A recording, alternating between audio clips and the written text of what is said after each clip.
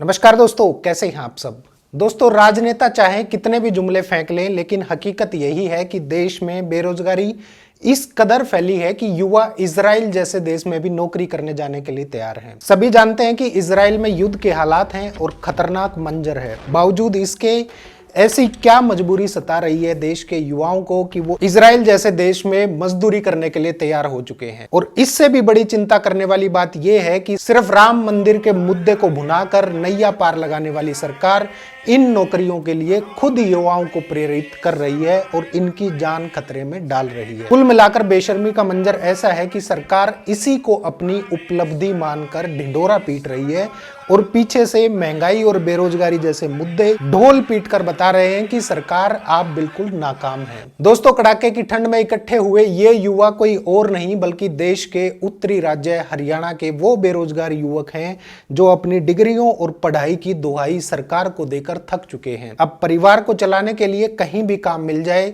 करने के लिए तैयार हैं। पिछले कई दिनों से ये वीडियो वायरल हो रही है और बताया जा रहा है कि ये युवा हरियाणा की एक यूनिवर्सिटी कैंपस में इकट्ठे हो रखे हैं। इस कड़ाके की ठंड में खुद को गर्म कपड़ों और कंबल से लपेटे ये युवा भारत के बाहर नौकरी करने की तलाश में यहां जमा हो रखे हैं। आपकी जानकारी के लिए बता दूं कि ये सभी युवा भारत से दूर इजराइल में प्लास्टरिंग, स्टील फिक्सिंग या टाइल लगाने जैसे कंस्ट्रक्शन के काम के लिए प्रैक्टिकल की परीक्षा देने के लिए आए थे, जिनमें कई योग्यता प्राप्त टीचर तक शामिल हैं, जिन्हें अब तक कोई पक्की नौकरी नहीं मिल पाई है। दोस्तों, बेरोजगारी की इसी भीड़ में शामिल हैं रंजीत कुमार, जो योग्यता प्राप्त टीचर हैं। रंजीत कुमार एक योग्य टीचर होते हुए भी पेंटर तो कभी स्टील फिक्सर, कभी मजदूर, कभी गाड़ियों के वर्कशॉप में बतौर टेक्नीशियन तो कभी गैर सरकारी संगठन में बतौर सर्वेयर तक काम कर चुके हैं, लेकिन एक टीचर नहीं बन पाए, वो भी ऐसे हालात में जब देश में अध्यापकों की बेहद कमी है। अब रंजीत कुमार के सामने ये एक ऐसा मौका है जिसे वो हाथ से नहीं जाने दे सकते।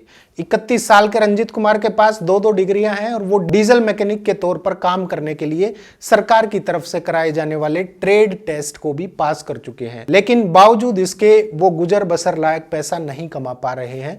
वहीं दूसरी तरफ अगर रंजीत कुमार को ये नौकरी मिल जाती है तो उन्हें हर महीने करीब $1648 की तनख्वाह मिलेगी, जो कि भारतीय करेंसी में लगभग 1,37,000 रुपए होगी। इतना ही नहीं, सैलरी के साथ साथ वहां रहने का ठिकाना भी मिलेगा और मेडिकल जैसी सुविधाएं भी मिलेगी। रंजीत कुमार जैसे हजारों युवा हैं जो अपने परिवार की आर्थिक जरूरतों को पूरा करने के लिए इजराइल जैसे युद्धग्रस्त देश में जाकर स्टील फिक्सर के तौर पर नौकरी करने के लिए तैयार हैं। इन युवाओं का कहना है कि भारत देश में कोई सुरक्षित नौकरी नहीं है, यानी जॉब सिक्योरिटी नहीं है। चीजों की कीमतें बढ़ रही हैं, युवा अच्छी पढ़ाई लिखाई के बावजूद भी कोई परमानेंट जॉब हासिल नहीं कर पा रहे हैं जहां वो फाइनेंशियली स्टेबल हो सके। दोस्तों, सरकार के अधिकारियों की माने तो इजराइल चीन और भारत से करीब 70,000 युवाओं को अपने यहाँ कंस्ट्रक्शन सेक्टर में नौकरी देना चाहता है। पिछले साल 7 अक्टूबर के हुए हमास के हमले के बाद से इजराइल में ये सेक्टर बुरी तरह से प्रभावित हुआ है, डिस्ट्रॉय हुआ है। रिपोर्ट्स की माने तो इजराइल ने अपने यहां आकर काम करने वाले फिलिस्तीनियों पर पाबंदी लगा दी है, जिससे वहां मजदूरों की भारी कमी हो गई है। हमास के हमले से पहले इजराइल में करीब 80,000 फिलिस्तीनी कंस्ट्रक्शन सेक्टर में मजदूरी कर रहे थे। बताया जा रहा है कि भारत से करीब 10,000 वर्करों को नौकरी पर रखा जाने वाला है, जिसके लिए हरियाणा और उत्तर प्रदेश सरकार ने अपने अपने प्रदेश के युवाओं से नौकरी की एप्लीकेशन मंगवाई है। दोस्तों, हरियाणा के रोहतक शहर में महर्षि दयानंद यूनिवर्सिटी में इसके लिए टेस्ट का बाकायदा आयोजन किया गया था, जिसमें देश भर के कई हजार युवा शामिल हुए थे। हालांकि दिल्ली में मौजूद इजरायली दूतावास ने इस मामले पर टिप्पणी करने से इनकार कर दिया है। नौकरी के लिए इकट्ठे हुए इन युवाओं की कतार में अपनी बारी का इंतजार करने वाले हजारों युवा भारत देश की विशाल बताए जाने वाली टेम्परेरी और इनफॉर्मल इकोनॉमी का हिस्सा है, जहां उन्हें बिना फॉर्मल कॉन्ट्रैक्ट और सुविधाओं के काम करना पड़ता है। युवाओं के पास कॉलेज की डिग्री तो है, लेकिन वो अपने लिए एक परमानेंट जॉब सर्च करने में फेल हो गए हैं। इन युवाओं में से ज्यादातर युवक कंस्ट्रक्शन सेक्टर में रोजगार जैसे अनौपचारिक काम कर रहे हैं, जिसमें उन्हें महीने में 15 से 20 दिन काम मिलता है और कई बार उसका पैसा भी समय पर नहीं दिया जाता। दोस्तों, इस भीड़ में कई युवक अपनी आर्थिक परेशानियों के लिए साल 2016 में मोदी सरकार की लगाई गई नोटबंदी को दोषी मानते हैं। उसके बाद साल 2020 में कोरोना महामारी को रोकने के लिए लगाए गए लॉकडाउन को भी जिम्मेदार मानते हैं। कई युवा सरकारी परीक्षाओं में प्रश्न पत्र जो लीक हो जाते हैं उसकी भी शिकायत कर रहे हैं, तो कई कहते हैं कि उन्होंने अवैध तरीके से अमेरिका या कनाडा जाने के लिए एजेंट्स को पैसे देने की भी कोशिश की थी, लेकिन इसके लिए वो पर्याप्त रकम नहीं जुटा पाए और इन्हीं सभी वजहों के कारण वो विदेश जाकर कोई सुरक्षित नौकरी और अधिक कमाई वाली नौकरी करना चाहते हैं और इसके लिए देश के युवा वॉर जोन में भी काम करने के लिए तैयार है। इन्हीं युवाओं की भीड़ में से एक संजय वर्मा हैं, जिन्होंने साल 2014 में ग्रेजुएट किया, जिसके बाद उन्होंने टेक्निकल एजुकेशन में डिप्लोमा किया और बीते 6 साल से वो पुलिस, अर्धसैनिक बल और रेलवे में सरकारी नौकरियों के लिए कोशिश कर रहे हैं, फार्म भर रहे हैं। दर्जनों परीक्षाएं दे चुके हैं और क्षमता से ज्यादा इन सरकारी परीक्षाओं के लिए सरकार को फीस भी दे चुके हैं, लेकिन सरकार एप्लीकेशन के साथ फीस तो मुस्तैदी के साथ वसूल लेती है, लेकिन उसके बाद सब कुछ ठंडे बस्ते में चला जाता है। देश में इतने बेरोजगार युवा इकट्ठे हो चुके हैं कि नौकरियां कम हैं, लेकिन उनकी मांग कई गुना अधिक है। संजय वर्मा का कहना है कि साल 2017 में एक एजेंट ने उन्हें इटली में खेत में काम करने के लिए 600 यूरो प्रति महीने की नौकरी का वादा किया था, लेकिन इसके लिए वो 1,40,000 रुपए की व्यवस्था नहीं कर पाए थे। दोस्तों, बेरोजगारी से देश के युवा इस कदर त्रस्त हो चुके हैं, जिसका जीता जागता उदाहरण ये भीड़ है, जो एक युद्धग्रस्त देश में भी नौकरी करने के लिए तैयार है। 20 साल की उम्र से लेकर 45 साल की उम्र तक का हर व्यक्ति लगातार बढ़ रही महंगाई के बीच कमाई में महंगाई जितना इजाफा ना होने से परेशान है। देश में शिक्षा का व्यापारीकरण हो रहा है और महंगाई इतनी हो चुकी है कि माँ बाप के लिए पढ़ाई पूरी करवा पाना बच्चों का मुश्किल हो गया है। बच्चों को अपने पैरों पर खड़ा करने के लिए माँ बाप पिस रहे हैं, घुट रहे हैं, क्योंकि वो अपनी समस्या किसको बताएं। सरकार सुनना नहीं चाहती, मीडिया को केवल पैसे से मतलब है, इसलिए वो सरकार के चरणामृत पर जिंदा है और जनता बेरोजगारी के कारण अपना जीवन खत्म कर रही है। लोग सुसाइड कर रहे हैं, लेकिन किसी के कानों पर जूं तक नहीं रेंगती। लोग दुबई, इटली और कनाडा जैसे मुल्कों में काम करने के लिए मौके तलाश कर रहे हैं, लेकिन एजेंट्स की भारी भरकम फीस और फ्रॉड के नए नए तरीकों ने वो रास्ते भी बेहद मुश्किल कर दिए हैं। यहाँ एक बात समझ में नहीं आती, जब सरकार ऐसे कामों को होने दे रही है तो क्यों ना सरकार खुद ही एक विभाग बनाकर ऐसे कामों को सरकारी निगरानी में अंजाम दिया जाए।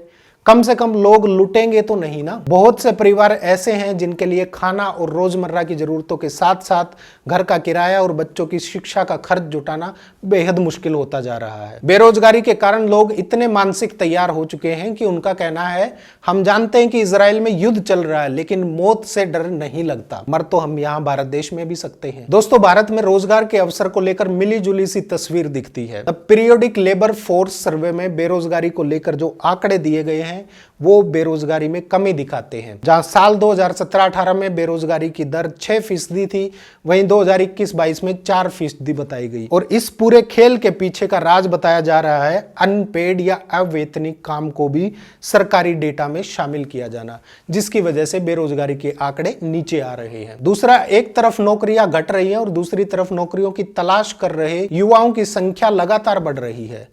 अजीम प्रेमजी यूनिवर्सिटी की स्टेट ऑफ वर्किंग इंडिया की ताजा रिपोर्ट के अनुसार बेरोजगारी कम तो हो रही है, लेकिन ये नाकाफी है।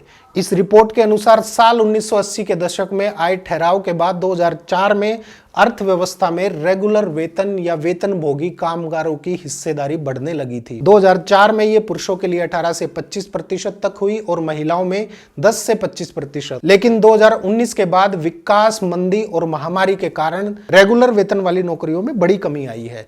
इस रिपोर्ट के अनुसार कोरोना महामारी के बाद देश में 15% से अधिक ग्रेजुएट और 25 साल से कम उम्र के 42% ग्रेजुएट के पास नौकरियां नहीं हैं। दोस्तों, भारत में आर्थिक विकास दर बढ़ रही है, संवेदी सूचकांक में उछाल आया है, लेकिन रोजगार के अवसरों में कोई उछाल नहीं आया। सरकारी मुहिम मेक इन इंडिया भी चुनावी जुमलों जैसी निकली और बेरोजगारों की कोई खास सहायता नहीं कर पाई। विदेशी कंपनीज भारत में आकर बड़ी बड़ी इंडस्ट्रीज लगा रही हैं और अपने प्रोडक्ट्स को धड़ल्ले से बेच रही हैं। सरकार भी गला फाड़ फाड़ कर अपनी उपलब्धियों के बारे में ढिंडोरा पीट रही है, लेकिन युवाओं को पर्याप्त रोजगार नहीं मिल रहा, इसकी बात कोई नहीं कर रहा है। भारतीय व्यवस्था के सामने सबसे बड़ी चुनौती है महंगाई, बेरोजगारी, भुखमरी, आर्थिक असमानता और गरीबी। इस समय सबसे गंभीर मुद्दा है बेरोजगारी, और यह बात सच है कि जब तक बेरोजगारी पर लगाम नहीं लगाई जाएगी, जमीनी स्तर पर आर्थिक विकास नहीं हो पाएगा। हाँ, कागजों में आप चाहे कितना भी विकास दिखा दो, हमेशा उसी अर्थव्यवस्था को संतुलित माना जाता है जिसमें आर्थिक विकास के साथ साथ रोजगार के भी पर्याप्त अवसर पैदा हों। हाल ही में ऑक्सफैम 2024 की रिपोर्ट ने चौंकाने वाले खुलासे किए हैं। रिपोर्ट कह रही है कि पिछले कई सालों से आर्थिक असमानता में बेहताशा वृद्धि हुई है, जो कि समूचे आर्थिक तंत्र के लिए बेहद निराशाजनक और चिंताजनक बात है। आर्थिक असमानता के मामले में भारत में कोई खास सुधार नहीं दिख रहा है। भारत की कुल संपत्ति का 40% हिस्सा देश के 1% अमीर लोगों के पास है। आपकी जानकारी के लिए बता दूं कि भारत देश के 21 सबसे अमीर अरबपतियों के पास देश के 70 करोड़ लोगों से ज्यादा संपत्ति है। आधी आबादी के पास देश की कुल संपत्ति का केवल 3% हिस्सा है, और ऐसे में अरबपतियों की संख्या लगातार बढ़ रही है। देश में साल 2020 में 102 अरबपति थे, साल 2022 में 166 हो गए, और साल 2023 में यह आंकड़ा लगभग 200 के करीब जा पहुंचा है। अब आप सोच कर देखिए विकास किसका हो रहा है। दोस्तों, हाल ही में जारी की गई स्टेट ऑफ वर्किंग इंडिया 2023 की रिपोर्ट में भी भारत में रोजगार की बेहद चिंताजनक तस्वीर पेश की गई है। दोस्तों, एक बात समझ लीजिए, अगर देश में पर्याप्त रोजगार उपलब्ध नहीं है तो देश का जो टैलेंटेड यूथ है वो दूसरे देशों में पलायन करने लगता है, जो देश के लिए बहुत बड़ा नुकसान होता है। कोविड महामारी के बाद जॉब स्ट्रक्चर में काफी बड़े चेंजेस सामने आए हैं। बड़ी बड़ी प्राइवेट कंपनीज कर्मचारियों की छटनी करके बाहर का रास्ता दिखा रही हैं। इसलिए प्राइवेट जॉब में फ्यूचर सिक्योर नहीं रहा। सबको यही डर सता रहा है कि पता नहीं कब ऊपर से आदेश आ जाए और आप बेरोजगार हो जाए, रोड पे खड़े मिले। और यही सबसे बड़ा कारण है कि सरकारी नौकरियों पर दबाव भी बढ़ रहा है। मेरी व्यक्तिगत राय यही है कि सब जानते हैं कि सरकारी नौकरी में जॉब सिक्योरिटी के साथ साथ कई तरह की सुविधाएं मिलती हैं। ऐसे में भारत सरकार को मंदिर मस्जिद की राजनीति से निकलकर एक स्पष्ट कार्य योजना बनाकर देश के टैलेंटेड यूथ के लिए रोजगार पैदा करने का काम करना चाहिए, ताकि इन प्रतिभा संपन्न युवाओं की श्रम शक्ति का सदुपयोग किया जा सके। सरकार जितना जोर एक राष्ट्र एक चुनाव पर लगा रही है, उसी तर्ज पर एक घर एक नौकरी की मुहिम भी चलाकर उतना ही जोर उस पर भी लगाना चाहिए, जिससे देश के युवाओं को अच्छा काम मिल सके और वह देश की उन्नति में योगदान दे सके। आप लोगों की क्या राय है नीचे कमेंट करके जरूर बताइए। मिलते हैं अगली वीडियो में। नमस्कार।